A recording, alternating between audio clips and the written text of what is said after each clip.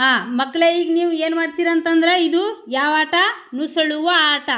ಏನು ನುಸುಳುವ ಆಟ. ನೀವೆಲ್ಲರೂ ಏನು ಮಾಡಬೇಕು?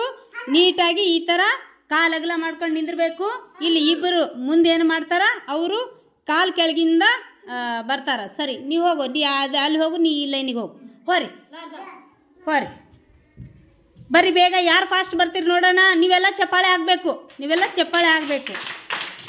Very good. ಹಾಂ, ಹೋರಿ ಮತ್ತು ಹೋರಿ.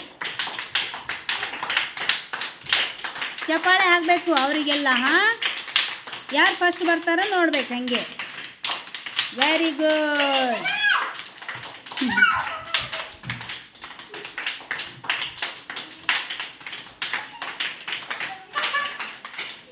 ಬರ್ರಿ ಬೇಗ ಬರ್ರಿ.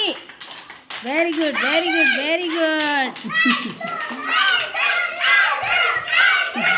ಹಾಂ, ಹಿಂಗೆಲ್ಲ ಪ್ರೋತ್ಸಾಹ ಕೊಡಬೇಕು.